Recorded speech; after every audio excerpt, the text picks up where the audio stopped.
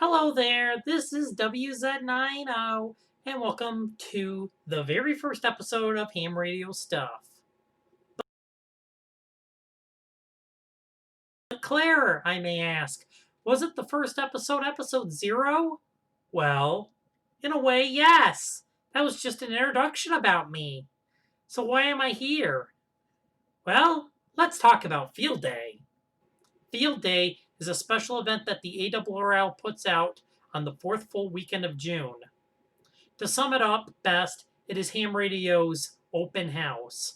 But because of what has been going on with COVID-19, many things have had to change with Field Day.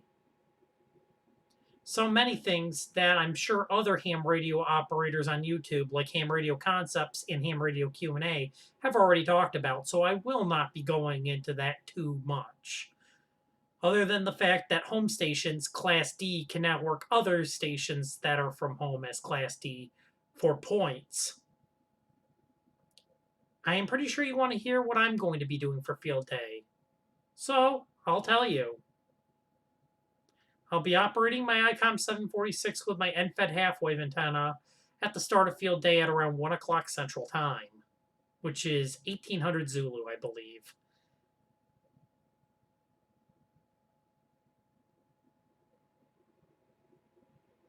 I'll be starting operations for Field Day at 1 o'clock Central Time, which is 1800 Zulu when Field Day begins. And I'm going to try to take it as easy as I can because, in sense, Field Day is not a contest per se, but people do treat it as such. It doesn't make a lot of sense.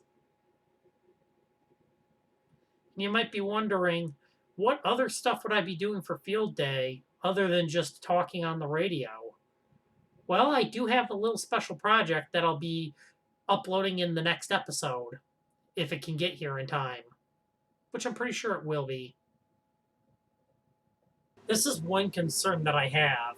This is a website I personally like to use for checking on weather and stuff. It's called lightningmaps.org. It'll tell you where lightning strikes are and stuff, and if you look right around here through the Midwest, right from Kansas and Nebraska, huge cluster of storms. Some right in between, some more in Kansas and Nebraska heading for Kansas City. Another cluster that's a bit south of Omaha, Nebraska. Another cluster near Des Moines. A lot of clusters south of Chicago. And this huge cluster right outside, I think we could say right around Lake Erie. Because Cleveland's just covered in storms right here. Now, how does that affect radio, you ask? Lightning strikes are an antenna's worst nightmare. The antenna gets hit, your radio's hooked up, no more radio.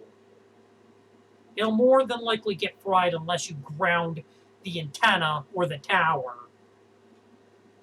So that's why that lightning bothers me, for one thing.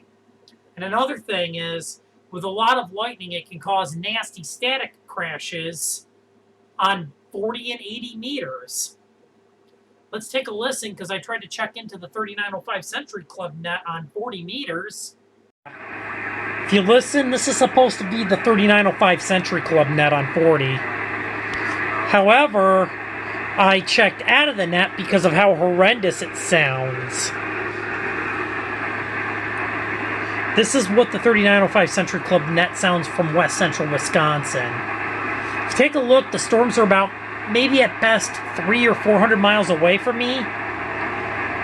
40 meters and lightning don't really mix, and it can cause some pretty terrible noise on 40 and 80 meters.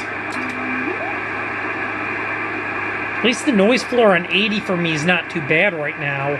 If you've seen my Twitter or my personal Facebook page, it turns out why my noise floor is so high on 80, it's because my neighbor's TV has some RFI issues.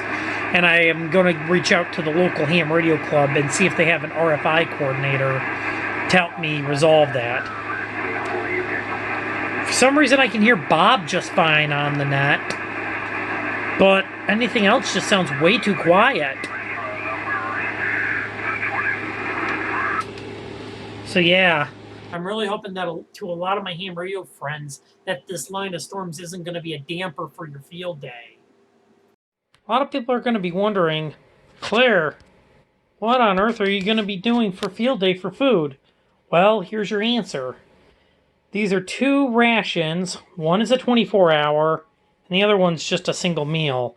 These are the allmres.com Z rations that I bought shortly before field day because I know I'm going to be using them for this purpose. This one is the fourth menu, which you can kind of see for yourself right there, the contents of it. There we are.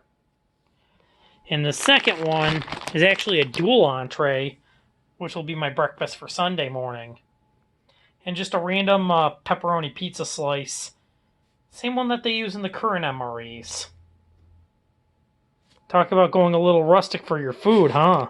I hope you liked my little discussion about field day and my plans for it, as well as the potential hazard that a lot of ham radio operators will be facing.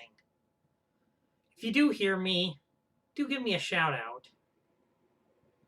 I know you're probably going to be watching this too, Eric KJ4YZI. You might have Michelob Ultra, but you can't just beat something that Wisconsin has. Liney's. KV9VBR, I hope you're enjoying one too. This is Claire, WZ9O of Ham Radio Stuff saying 7-3, and getting ready for bed for field day.